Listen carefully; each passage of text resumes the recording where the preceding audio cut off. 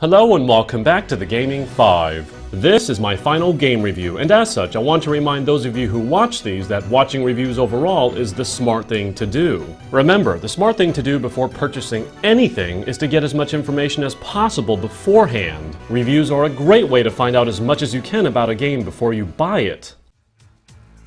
Shantae Half-Genie Hero is the latest entry in the Shantae series that once started on Nintendo-only platforms. It's long gone multi-platform, and with that step is finally a move to HD. I emphasize HD in that manner because this is still an indie game limited by a crowd-funded budget, and it should be expected that the definition of HD here is in resolution and use of 3D polygons more than pixels, as opposed to its class of graphical output.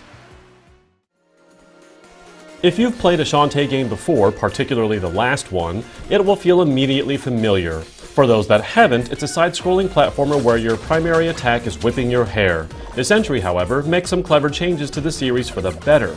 This is primarily in the dances, and in particular, I am talking about the transformations. Sure, you get magic and some are pretty cool, but how freaking adorable is this effing monkey? Or crab? Or elephant? These transformations continue to pan out through the game, used to explore where one could not before. These transformations do also get unlockable moves as well, expanding said exploration. It's all rather intelligent, cute, and ultimately well done. However, not all is peachy. Exploration is great, except when it's constant backtracking. While this topic will eventually transition into the content segment, let me say that it's both fun to backtrack to different parts of a level, but painful when you realize that you'll be constantly doing that. The game's collectathons are actually not tedious, though wholly uninspired, and it wouldn't have nearly been so bad had there been enough places to do it in. Unfortunately, there isn't, and the backtracking meant revisiting many places. Again. And again. So just how many places are there? I don't want to spoil it, but let's just blatantly say, not a lot. I almost accidentally 100%ed the game in just over 6 hours, and I was only exploring to accomplish progression. I get that a limited budget doesn't help along with the move to a new engine, but the cost of the game does start to factor in.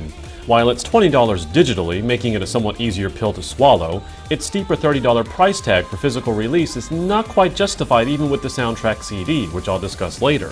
An art gallery, easy hero mode, and upcoming DLC do little to rectify this. Much like its predecessor, here's where this game gets its higher marks. The move to a new engine is met with quite a competent level of finesse. The polygonal graphics are accented by simple textures, but done to purposely meld with a more animated and anime art style used for characters rendered in real time. No longer are the characters just cute cartoons in dialogue, but now run around in their very own cartoony art style. Sure, I admit I miss the more voluptuous art style from Pirate's Curse, as they probably caved a little to SJWs and toned down their chest emphasis on just about every female except one boss, but the animation and feel of the characters is more lively than ever before thanks to this exceptional accomplishment. This might even be the best loading screen animation ever! Furthermore, the game runs in 60 frames per second, and while I encountered some dips when things get kind of crazy, it never hampers gameplay and it remains mostly solid otherwise. As for the soundtrack, I have mixed feelings here. The issue isn't that the quality of the music is bad because it's actually really good. It's that a lot of it is remixes of songs from the previous entry. While I get some places and some songs will be kept between games as a sort of theme, the use of remixes here for whole locations took away from the more diverse feel of the previous entry. So while the music is good, it feels, well, like a backtrack.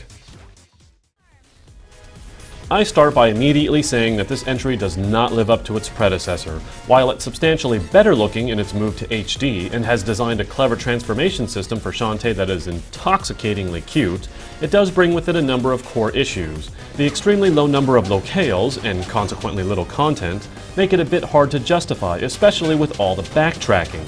Additionally, while its new remixes sound great, the overall soundtrack lacks the impact of its predecessor.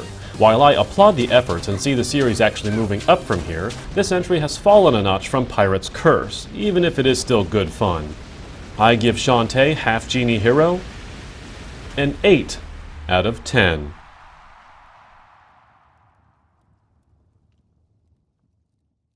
That's it for today. See you next time on the Gaming 5. Or will I?